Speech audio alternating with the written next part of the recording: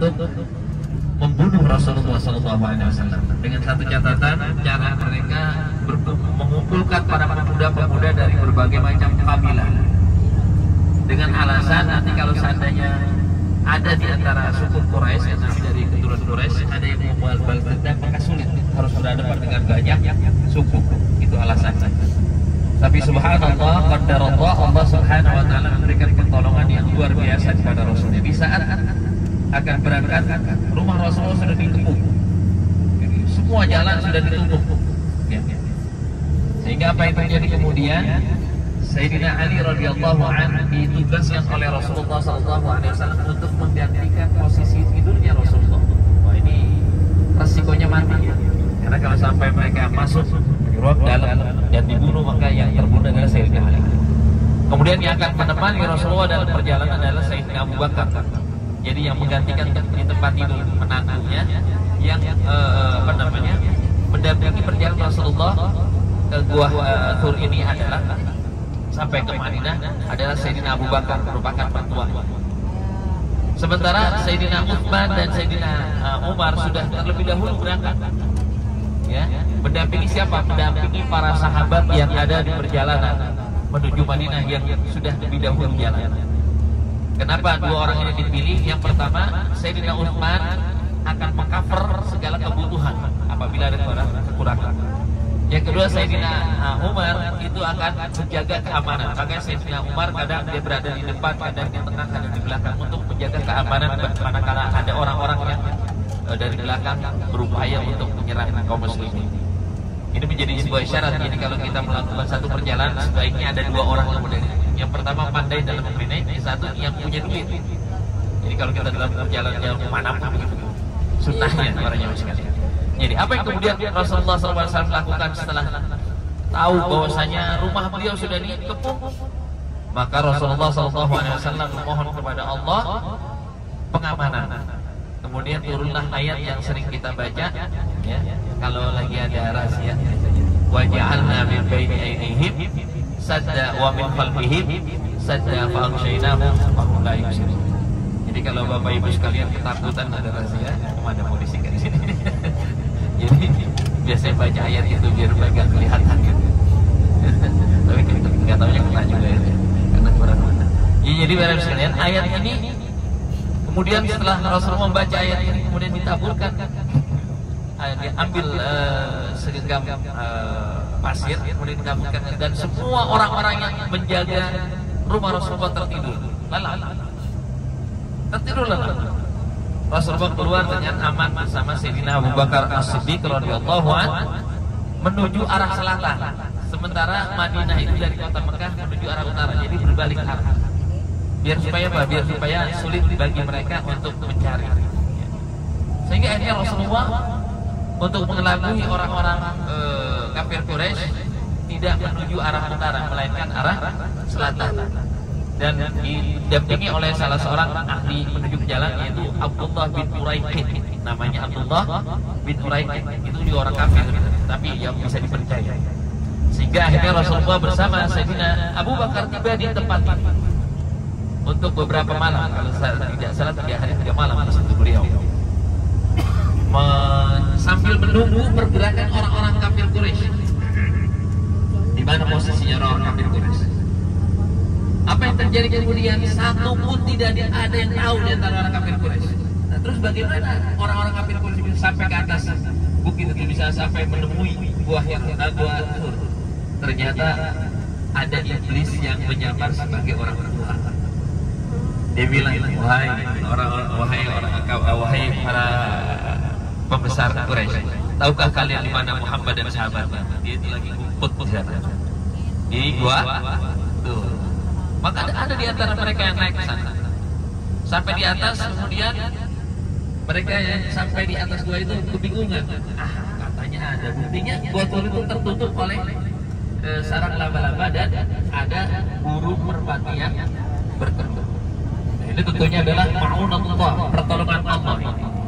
Sehingga Rasulullah SAW akhirnya aman. Kenapa? Mereka tidak yakin kalau Rasulullah ada di situ. Padahal Sayyidina Abu Bakar sudah panas dingin itu. Bukan karena dia takut mati, tapi takut kalau Rasulullah sampai tertangkap dan terbunuh. Kalau Sayyidina Abu Bakar sudah menyerahkan segalanya untuk Allah dan Rasulnya, semua hartanya disembahkan untuk perjuangan Rasulullah. Kalau urusan mati, memang menjadi harapan mati bersama Allah dan Rasul. Tapi yang dia takutkan adalah kalau Rasulullah sampai terbunuh, itu saja. Bahkan menurut riwayat Sayyidina Abu Bakar, Sayyidina Rasulullah SAW tertidur ya, di atas pahanya Rasulullah, saking ya, Rasulullah mengalami kelelahan dalam perjalanan dari kota Mekah menuju ke tempat, karena tempatnya sangat tinggi. Nanti bisa kita lihat perjalanan menuju bukit itu sangat tinggi. Kalau tidak salah sampai 1 jam lebih saja, 1 jam lebih itu sampai ke puncaknya. Subhanallah. Ya, apa yang terjadi kemudian ketika Rasulullah sedang tertidur, ada seekor ada yang mengatakan ular, ada juga yang mengatakan kalajengking yang menggigit kaki daripada Sayyidina Abu Bakar As-Siddiq, sehingga dia tidak bisa ngapa-ngapain karena dia khawatir sahabat maupun kekasih orang yang sangat dicintai tertidur dalam keadaan terus sampai terbangun. Dia bertahan sampai akhirnya menahan sakit, keluarlah air mata, dan air mata itulah yang akhirnya membangunkan Rasulullah SAW. Kemudian ditanya Rasul, apa yang terjadi wahai Abu Bakar? Ternyata dia bercerita bahwasanya ada seekor binatang yang berbisa. Ada yang menurut riwayat sebagian ular, ada yang mengatakan kalajengking. Akhirnya Rasulullah SAW mendoakan Sayyidina Abu Bakar dan akhirnya sembuh. Cukup ditiup ya. Jadi cukup ditiup akhirnya sembuh ya. Nah, kalau kita disembur bahasanya, sehingga racun yang ada di dalam tubuh itu dihilangkan. Nah, Bapak Ibu sekalian, apa yang dapat kita ambil dari perjalanan ini? Bahwasanya orang-orang yang mencintai Allah dan Rasulnya tidak akan pernah berhenti untuk melindungi Allah dan Rasulnya. Ya, Sayyidina Abu Bakar As-Siddiq adalah sahabat dari kecil, sebelum masuk Islam, sebelum datang ajaran Islam kepadanya, itu sudah sangat cinta kepada Rasulullah ya, dari semenjak kecil. Makanya orang yang paling dicintai oleh Rasulullah di antara para sahabat adalah Sayyidina Abu Bakar As-Siddiq. Kenapa? Karena semua hartanya, semua apa yang dia punya dia serahkan untuk Allah dan Rasul. Bapak Ibu sekalian dirahmati Allah, maka kalau kita ingin dimuliakan oleh Allah sebagaimana Allah muliakan Sayyidina Abu Bakar, maka jangan pelit kepada harta, tenaga, pikiran, semua untuk agama. Kemarin waktu manasik saya sempat sampaikan Bapak Ibu sekalian, bahwa orang kalau sudah meninggal dia akan menyesal. Jangankan orang-orang yang kurang baik, orang yang baik, orang yang soleh saja menyesal. Kenapa saya dulu hanya melakukan itu, tidak lebih baik? Seperti yang dikisahkan sahabat Taubat. Sahabat Taubat ini adalah orang yang sangat cinta kepada masjid. Bahkan dia kalau mau jalan dari rumahnya ke Masjid Nabawi itu ditempuh sampai setengah hari. Jadi kalau dia udah sholat dari rumahnya ke Masjid Nabawi itu dari tengah malam baru sampai di Masjid. Ketika beliau meninggal, maka Rasulullah SAW merasa kehilangan. Akhirnya Rasulullah datang ke rumahnya. Maka kemudian dia menemui istrinya, dan istrinya bertanya kepada Rasulullah SAW, ya Rasulullah, ada satu hal yang mengganjal dalam pikiran. Kenapa ketika Sauban akan meninggal dia selalu berkata, ya di sakaratul mautnya, kenapa tidak yang lebih jauh? Kenapa tidak yang lebih baik? Dan kenapa tidak semuanya? Apa yang dimaksud? Maka Rasulullah SAW diberitahu oleh malaikat Jibril, oh maksudnya adalah kenapa langkah yang begitu jauh cuma segitu, kalau bisa lebih jauh lagi saya berjalan kaki menuju masjid. Yang kedua, kenapa tidak yang lebih baik? Karena ketika dia berangkat dari ke masjid di musim dingin, dia memakai 2 helai pakaian. Dia kasih yang jelek kepada ada orang tua yang bisa. Kenapa tidak yang bagus aku berikan? Kemudian kenapa tidak semuanya? Karena dia melihat orang tua ini kelaparan, sehingga dia bawa sepotong roti dan dia bagi 2.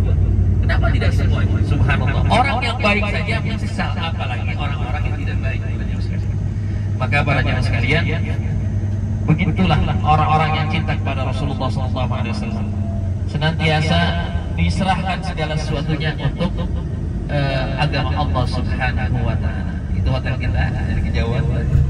Kita putar balik lagi. Jadi posisi Jabatur ini memang kalau kita lihat, karena kita dengan kendaraan dekat, tapi kalau berjalan kaki cukup lumayan jauh Bapak Ibu sekalian. Ya, baik.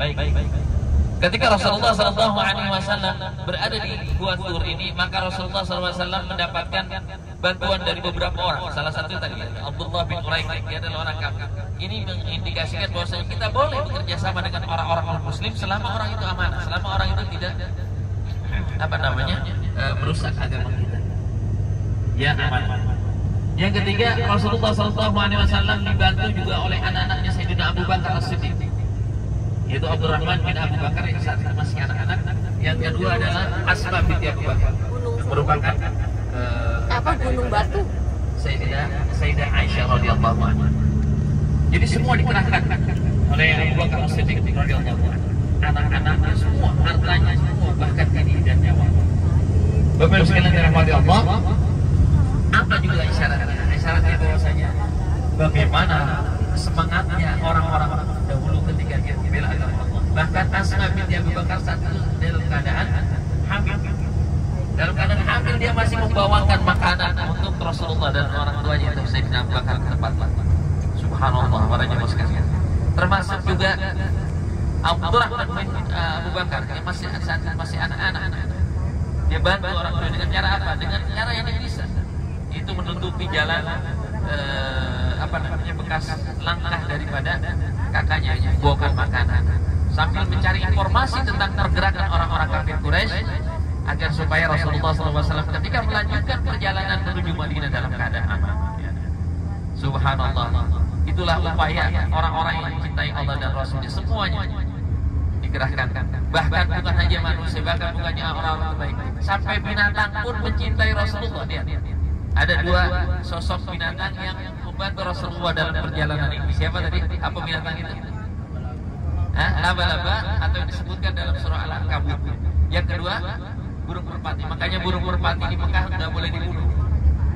Mereka bahkan mendapatkan suplai makanan yang tidak pernah habis. Ya, ini padahal dua binatang ini adalah binatang yang jinak dan binatang yang sangat lemah. Inna ahwanal bait la baitil ankabut, la baitil ankabut. Kata Allah Subhanahu wa taala, selemah-lemahnya rumah adalah rumah ankabut. Tapi dia bisa menolong Rasulullah dengan kelemahan. Di balik kelemahan itu ada kekuatan. Apa yang kita ambil pelajaran dari sini para jemaah sekalian? Tidak ada alasan karena kita lemah, karena kita seorang wanita, karena kita masih kecil atau sebagainya. Tidak ada alasan kita tidak bisa membela agama Allah, atau karena kita tidak punya uang, kita orang miskin. Tidak ada alasan itu. Siapapun punya kesempatan untuk bisa membela agama Allah. Wah, bisa berdakwakan hanya para kiai, para ustaz. Kita punya ilmu. Ada cara. Dengan apa yang kita bisa, dengan tenaga kita, minimal dengan doa kita. Kita doa para jemaah sekalian. Doakan perjuangan orang-orang yang saleh.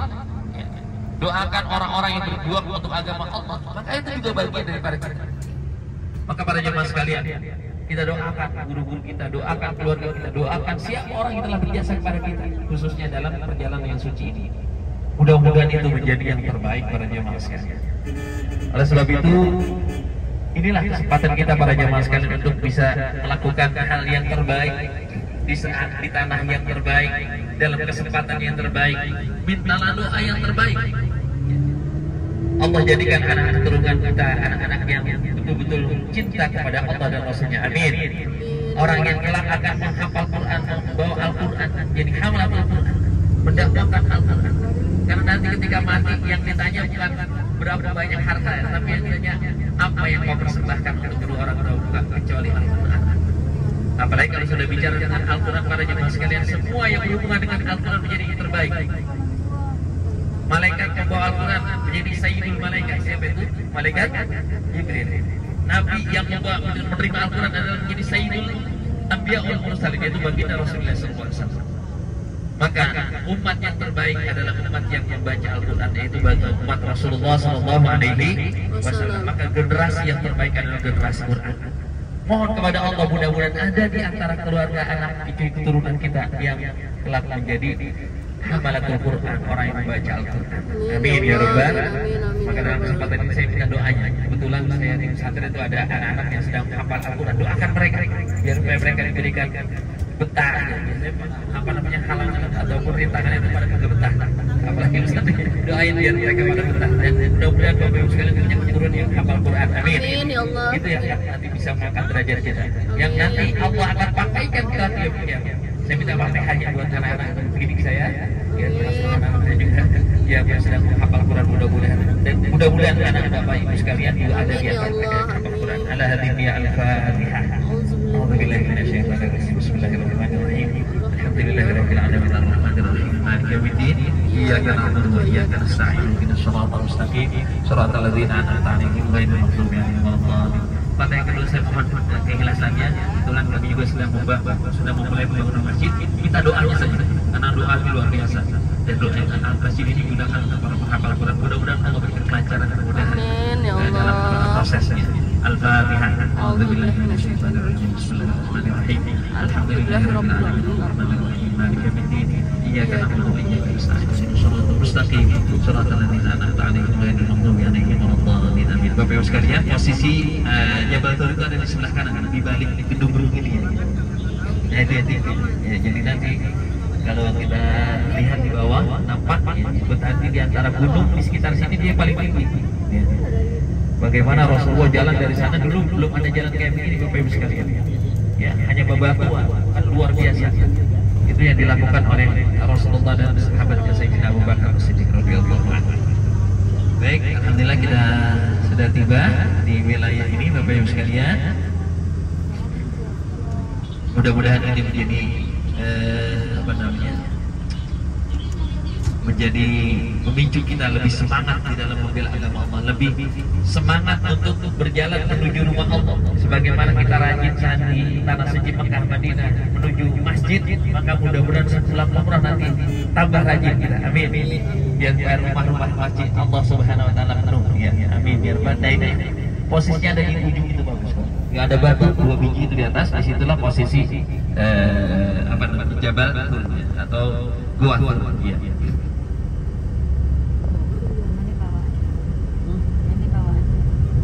Masya Allah. Naiknya dari arah sana Bapak Ibu yang rendah. Kalau kemarin nggak bisa, tapi dari arah sana muter.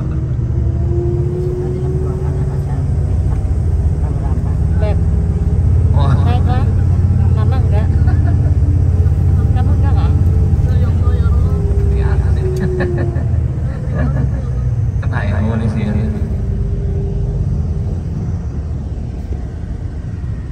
Nah inilah gunungnya Bapak Ibu sekalian.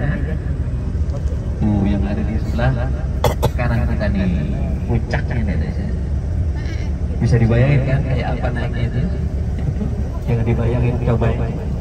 Coba nggak? harus dari pagi-pagi itu ya. Akan barangkali ada nanti yang mau naik situ, kita bantu Ustaz Habib nanti pagi-pagi. Olahraga ya.